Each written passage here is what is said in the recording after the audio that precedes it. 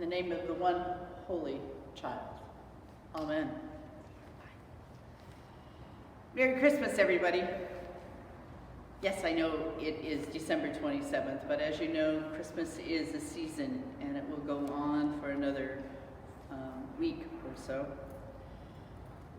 This is a wonderful celebratory day. It is a day when we not only welcome and celebrate Christ's birth among us, but it is also a time when St. Mary's is moving into a new and important phase of life. This is my last day here at St. Mary's, and both Bill and I have enjoyed our time here immensely. It has been a rich 4 years. It has been a time when we have grown not only closer to you, but closer to God and had our faith deepened and strengthened. When I first came here, as you know, it was a time when it had been a little rough for you prior to that. And we talked about the importance of healing and the importance of moving the altar back into the life of the parish. It's not that it wasn't here, it's just that the struggles had in many ways sort of occupied that center space.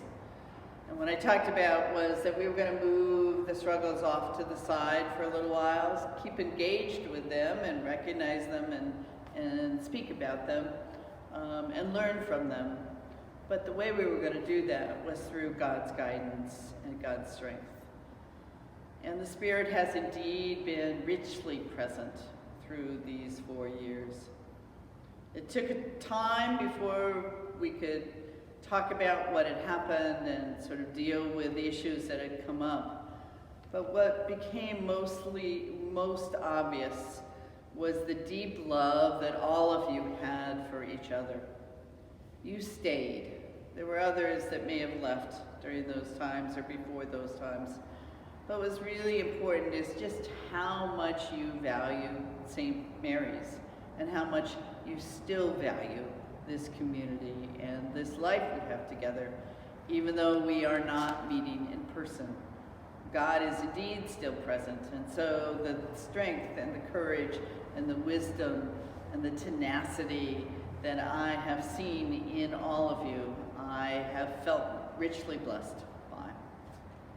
So the struggles are no longer struggles, but they really are touchstones where you can learn and reach into the future, knowing that the wounding has been healed in many ways. And so it becomes an opportunity. My experience is that all of us that when we go through personal issues or personal concerns, that can indeed be ways that we then can be present and healing for other people. So the angst has now become, in my experience of you, a blessing. A blessing not only for all of us individually, but a blessing for the community and a blessing for the future and a blessing, in my way of thinking, to whoever the next rector will be. Because it is something that can be talked about and something that will be dealt with. During this time, we have said goodbye to a few. There have been those that have lived out a full life, but have left us due to death. There are also those that have come and joined this community. I can remember one particular time when we had 4 babies that were born within a very short period of time. Also, many of our young people, our youth group, they have graduated from high school, and some of them have graduated from college even. But the sense and the love of children is still very vital in this congregation. And I know it feels like, oh, where are the kids? They'll come back. I can tell you that. Part of that is just a life cycle issue. But this is a parish that is very, not only primed for young people, but we have money set aside for that to happen. So it is indeed a parish that is vital, not only in age, but also in energy and in life. The generational issues, both of young and old, is really heart-warming to see and to know. So there have also been staff that have come and gone. We had Jen Grewell and Becky Scott, who served as deacons for a period of time. And we also had Julie Mallett, who was here for a while, and David Bishop, who was training to become a bishop. And then we have had curates, Doug Dornhecker and Jesse McKenzie, who was ordained here, and Michael Biatone, who has left us but has since been ordained. So this has been a time where St. Mary's, in my experience, is a great place to learn and grow. It is a great place to become all that we are called to be. And so the coming and going of staff has really been important. Paul Reitman is still with you and will continue to be with you.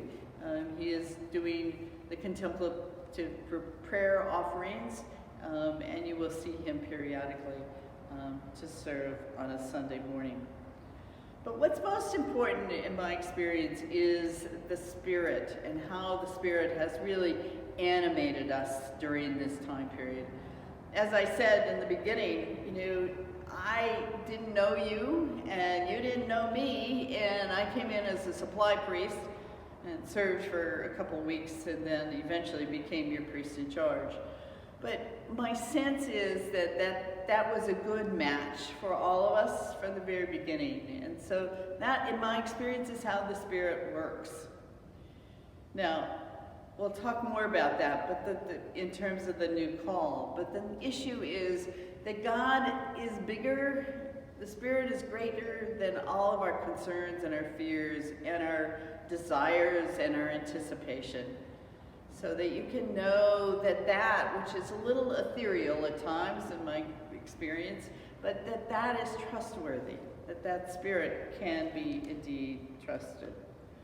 So the Spirit has given us a sense of friendship, of compassion, of endurance, of outreach, and of tenacity, which goes forward in one moment at a time.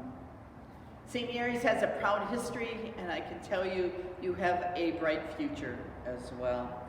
And so what we know is that the world is changing around us, and what we also know is that healthy parishes are those that are able to adapt to the changing landscape of this world.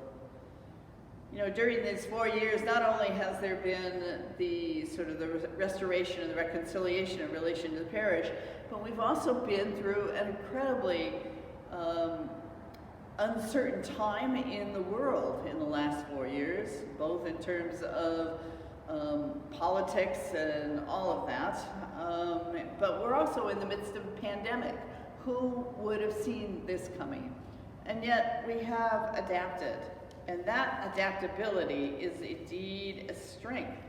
And healthy parishes are those that are able to sort of ride that tide. And we don't know exactly what the church will look like in the future. It's not just St. Mary's, but all churches in general. But what I can tell you is that this diocese is a strong diocese. And Greg Rickle is the best bishop that I have ever worked for. Any of you that are looking for a new parish, I can tell you that this is a great parish and you might want to consider coming here. But also a new priest, for you to know that this is a parish that you might be interested in and to consider that. So St. Mary's is ready, as I said, to follow the Spirit into the future under new leadership. I will miss you all greatly. You have been an important part of my life, and this has been a time when I have had the opportunity to get to know you in ways that I probably didn't have time before. There's something about being both retired as well as available that has granted me the opportunity to be present in ways that I couldn't before. So you will continue to be in my prayers. I know this is not an easy time. I know that Christmas is both a blessing as well as a time when a number of you probably are missing loved ones that were not able to be with you at this point in time. But what I know is that the pandemic is on its waning months. Keep wearing masks, keep staying safe, and in time the parish will open for in-person gatherings. But at the moment, it's really important that you stay safe so that you can be a part of the process, which then is engaging the future here at St. Mary's. I love you, I will miss you, and God bless. Take care.